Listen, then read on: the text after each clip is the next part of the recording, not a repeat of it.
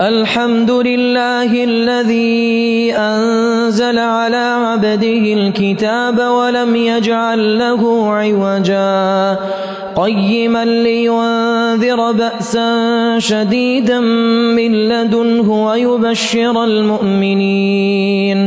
ويبشر المؤمنين الذين يعملون الصالحات أن لهم أجرا حسنا ماكثين فيه أبدا وينذر الذين قالوا اتخذ الله ولدا ما لهم به من علم ولا لآبائهم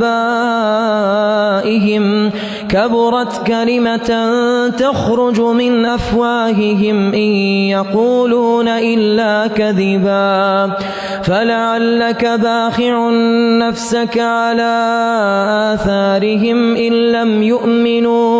إن لم يؤمنوا بهذا الحديث أسفا إنا جعلنا ما على الأرض زينة لها لنبلوهم أيهم أحسن عملا وإنا لجاعلون ما عليها صعيدا جرزا أم حسبت أن أصحاب الكهف والرقيم كانوا من آياتنا عجبا إذ أوى الفتية إلى الكهف فقالوا ربنا آتنا من لدنك رحمة وهيئ لنا من أمرنا رشدا فضربنا على آذانهم في الكهف سنين عددا ثم بعثناهم لنعلم أي الحزبين أحصى لما لبثوا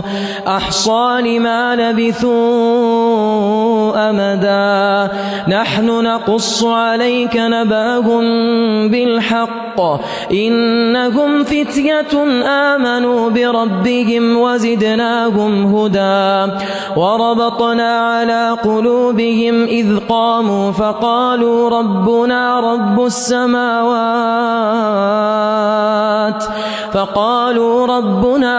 السماوات والأرض لن ندعو من دونه إلها لقد قلنا إذا شططا هؤلاء قومنا اتخذوا من دونه آلهة لولا يأتون عليهم بسلطان بين فمن أظلم ممن افترى على الله كذبا وإذ اعتزلتموهم وما يعبدون إلا الله فأووا إلى الكهف ينشر لكم ربكم من رحمته ويهيئ لكم من أمركم مرفقا وترى الشمس إذا طلعت تزاور عن كهفهم ذات اليمين وإذا غربت تقرضهم ذات الشمال وهم في فجوة منه ذلك من آيات الله من يهد الله فهو المهتد ومن يضلل فلن تجد له وليا مرشدا من يهد الله فهو المهتد ومن يضلل فلن تجد له وليا مرشدا وتحسبهم أيقاظا وهم رقود ونقلبهم ذات اليمين وذات الشمال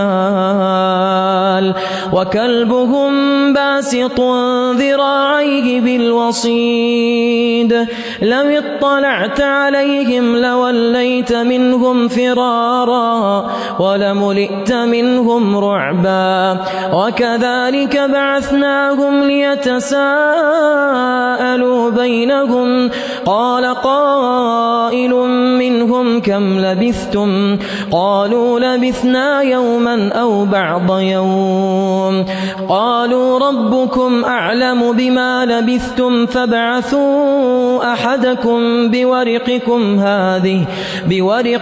هذه إلى المدينة فلينظر أيها أزكى طعاما فليأتكم برزق منه وليتلطف ولا يشعرن بكم أحدا إنهم إن يظهروا عليكم يرجموكم أو يعيدوكم في ملتهم ولن تفلحوا إذا أبدا وكذلك أعثرنا عليهم ليعلموا أن وعد الله حق وأن الساعة لا ريب فيها إذ يتنازعون بينهم أمرهم فقالوا ابنوا عليهم بنيانا ربهم أعلم بهم قال الذين غلبوا على أمرهم لنتخذن عليهم مسجدا سيقولون ثلاثة رابعهم كلبهم ويقولون خمسة سادسهم كلبهم رجما بالغيب ويقولون سبعة وثامنهم كلبهم قل ربي أعلم بعدتهم ما يعلمهم إلا قليل فلا تمار فيهم إلا مراء ظاهرا ولا تستفت فيهم منهم أحدا ولا تقولن لشيء إني فاعل ذلك غدا إلا أن يشاء الله واذكر ربك إذا نسيت وقل عسى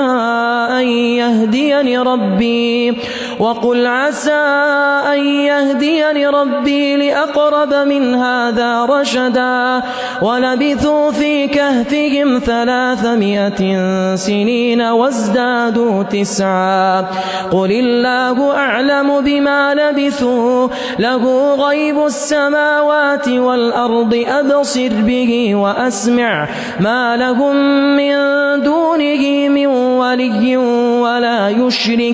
ولا يشرك في حكمه أحدا واتل ما أوحي إليك من كتاب ربك لا مبدل لكلماته ولن تجد من دونه ملتحدا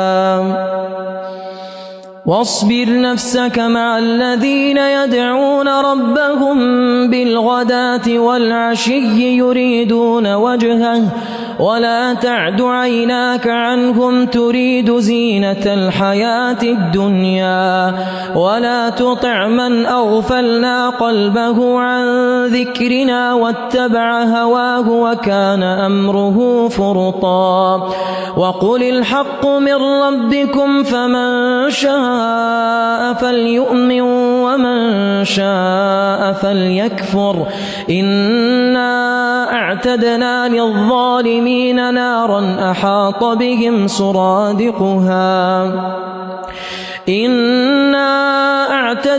للظالمين نارا أحاط بهم سرادقها وإن يستغيثوا يغاثوا بماء كالمهل يشوي الوجوه بئس الشراب وساءت مرتفقا إن الذين آمنوا وعملوا الصالحات إنا لا نضيع أجر من أحسن عملا أولئك لهم جنات عدن تجري من تحتهم الأنهار يحلون فيها من أساور من ذهب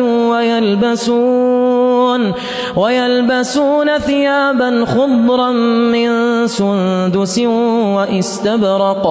وإستبرق متكئين فيها على الأرائك نعم الثواب وحسنت مرتفقا. واضرب لهم مثل الرجلين جعلنا لأحدهما جنتين من أعناب وحففناهما بنخل وجعلنا بينهما زرعا كلتا الجنتين آتت أكلها ولم تظلم منه شيئا وفجرنا خلالهما نهرا وكان له ثمر فقال لصاحبه وهو يحاوره أنا أكثر منك مالا وأعز نفرا.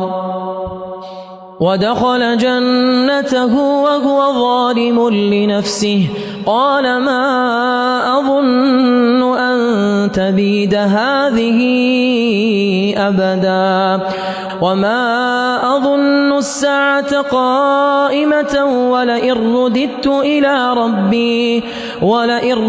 إلى ربي لأجدن خيرا منها منقلبا. قال له صاحبه وهو يحاوره أكفرت بالذي خلقك من تراب ثم من نطفة ثم سواك رجلا لكن هو الله ربي ولا أشرك بربي أحدا. ولولا إذ دخلت جنتك قلت ما شاء الله لا قوة إلا بالله إن ترني أنا أقل منك مالا وولدا فعسى ربي أن يؤتيني خيرا من جنتك ويرسل عليها حسبانا من السماء فتصبح صعيدا زلقا أو يصبح ماؤها غورا فلن تستطيع له طلبا. وأحيط بثمره فأصبح يقلب كفيه على ما أنفق فيها وهي خاوية على عروشها ويقول يا ليتني لم أشرك بربي أحدا. ولم تكن له فئة ينصرونه من دون الله وما كان منتصرا. هنالك الولاية لله الحق هو خير ثوابا وخير عقبا. واضرب لهم مثل الحياة الدنيا كماء إن أنزلناه من السماء فاختلط به نبات الأرض فأصبح هشيما تذروه الرياح وكان الله على كل شيء مقتدرا. المال والبنون زينة الحياة الدنيا والباقيات الصالحات خير عند ربك ثوابا وخير أملا.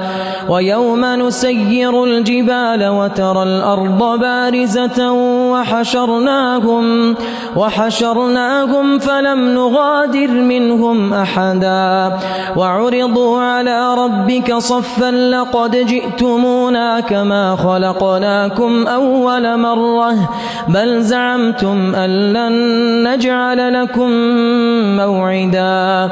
ووضع الكتاب فترى المجرمين مشفقين مما فيه ويقولون يا ويلتنا ما لهذا الكتاب لا يغادر صغيرة ولا كبيرة إلا أحصاها ووجدوا ما عملوا حاضرا ولا يظلم ربك أحدا وإذ قلنا للملائكة اسجدوا لآدم فسجدوا إلا إبليس كان من الجن ففسق عن أمر ربه أفتتخذونه وذريته أولياء من دوني وهم لكم عدو بئس للظالمين بدلا ما أشهدتهم خلق السماوات والأرض ولا خلق أنفسهم وما كنت متخذ المضلين عضدا ويوم يقول نادوا شركائي الذين زعمتم فدعوهم فلم يستجيبوا لهم وجعلنا بينهم موبقا ورأى المجرمون النار فظنوا أنهم مواقعوها ولم يجدوا عنها مصرفا ولقد صرفنا في هذا القرآن للناس من كل مثل وكان الإنسان أكثر شيء جدلا وما منع الناس أن يؤمنوا إذ جاءهم الهدى ويستغفروا ربهم إلا أن تأتيهم سنة الأولين أو يأتيهم العذاب قبلا وما نرسل المرسلين إلا مبشرين ومنذرين ويجادل الذين كفروا بالباطل ليدحضوا به الحق واتخذوا آياتي وما أنذروا هزوا ومن أظلم ممن ذكر بآيات ربه فأعرض عنها ونسي ما قدمت يداه إنا جعلنا على قلوبهم أكنة أن يفقهوه وفي آذانهم وقرا وإن تدعهم إلى الهدى فلن يهتدوا إذا أبدا وربك الغفور ذو الرحمة لو يؤاخذهم بما كسبوا لعجل لهم العذاب بل لهم موعد لن يجدوا من دونه موئلا وتلك القرى أهلكناهم لما ظلموا وجعلنا لمهلكهم موعدا وإذ قال موسى لفتاه لا أبرح حتى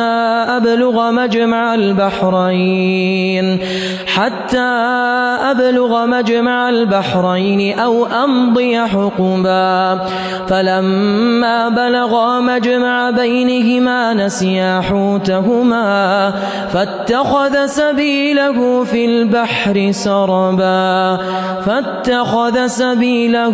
البحر سربا فلما جاوزا قال لفتاه آتنا غداءنا لقد لقينا من سفرنا هذا نصبا قال أرأيت إذ أوينا إلى الصخرة فإني نسيت الحوت وما أنسانيه إلا الشيطان أن أذكره واتخذ سبيله في البحر عجبا قال ذلك ما كنا نبغ فارتدا على آثارهما قصصا فوجدا عبدا من عبادنا آتيناه رحمة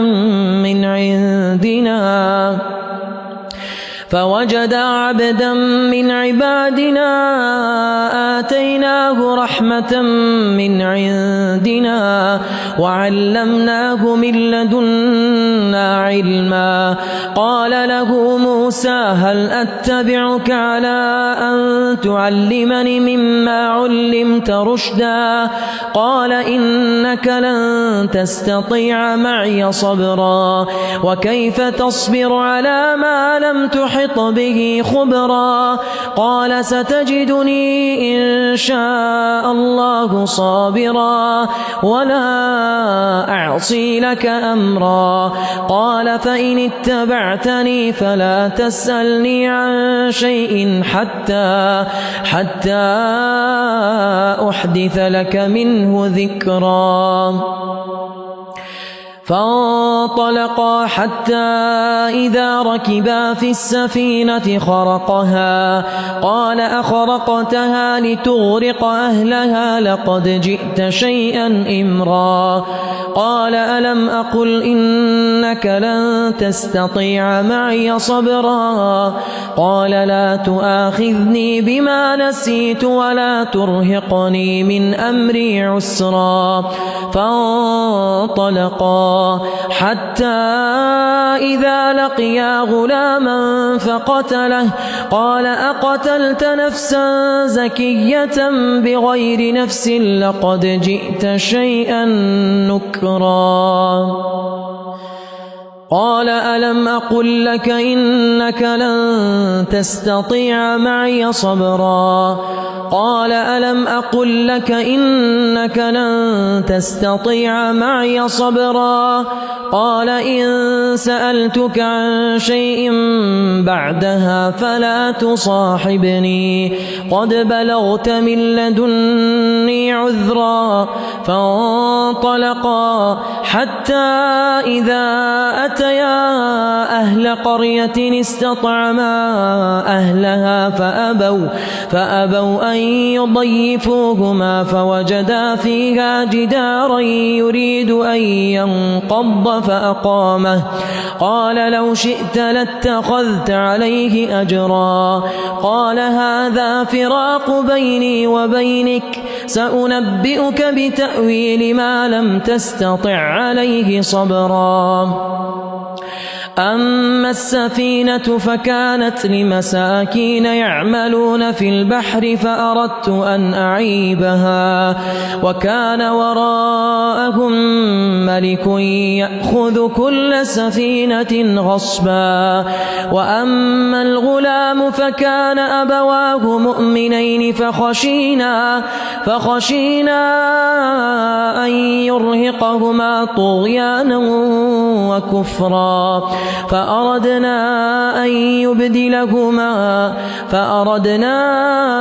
أن يبدلهما ربهما خيرا منه زكاة وأقرب رحما. وأما الجدار فكان لغلامين يتيمين في المدينة وكان تحته كنز لهما وكان أبوهما صالحا فأراد ربك أن يبلغا أشدهما ويستخرجا كنزهما رحمة من ربك وما فعلته عن أمري ذلك تأويل ما لم تسطع عليه صبرا. ويسألونك عن ذي القرنين قل سأتلو عليكم منه ذكرا. إنا مكنا له في الأرض وآتيناه من كل شيء سببا فأتبع سببا حتى إذا بلغ مغرب الشمس وجدها تغرب في عين حمئة ووجد عندها قوما قلنا يا ذا القرنين إما أن تعذب وإما أن تتخذ فيهم حسنا. قال أما من ظلم فسوف نعذبه ثم يرد إلى ربه فيعذبه عذابا نكرا. وأما من آمن وعمل صالحا فله جزاء الحسنى وسنقول له من أمرنا يسرا. ثم أتبع سببا حتى إذا بلغ مطلع الشمس وجدها تطلع على قوم لم نجعل لهم من دونها سترا. كذلك وقد أحطنا بما لديه خبرا. ثم أتبع سببا حتى إذا بلغ بين السدين وجد من دونهما قوما لا يكادون يفقهون قولا. قالوا يا ذا القرنين إن يأجوج ومأجوج مفسدون في الأرض فهل نجعل لك خرجا على أن تجعل بيننا وبينهم سدا. قال ما مكني فيه ربي خير فأعينوني بقوة أجعل بينكم وبينهم ردما. آتوني زبر الحديد حتى إذا ساوى بين الصدفين قال انفخوا حتى إذا جعله نارا قال آتوني أفرغ عليه قطرا. فما استطاعوا أن يظهروه وما استطاعوا له نقبا. قال هذا رحمة من ربي فإذا جاء وعد ربي جعله دكاء وكان وعد ربي حقا. وتركنا بعضهم يومئذ يموج في بعض ونفخ في الصور فجمعناهم جمعا. وعرضنا جهنم يومئذ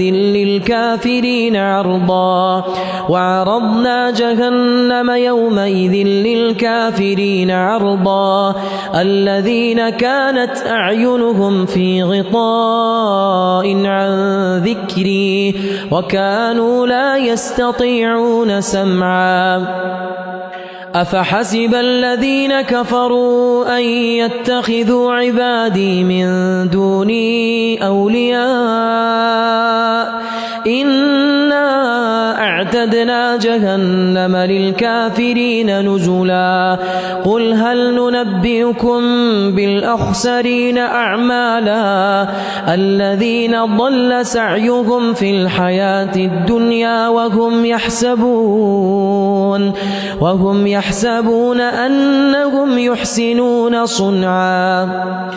أولئك الذين كفروا بآيات ربهم ولقائه فحبطت أعمالهم فلا نقيم لهم يوم القيامة وزنا. ذلك جزاؤهم جهنم بما كفروا واتخذوا آياتي ورسلي هزوا. إن الذين آمنوا وعملوا الصالحات كانت لهم جنات الفردوس نزلا خالدين فيها لا يبغون عنها حولا. قل لو كان البحر مدادا لكلمات ربي لنفد البحر قبل أن تنفد كلمات ربي ولو جئنا بمثله مددا. قل إنما أنا بشر مثلكم يوحى إلي أنما إلهكم إله واحد. فمن كان يرجو لقاء ربه فليعمل عملا صالحا ولا يشرك بعبادة ربه أحدا.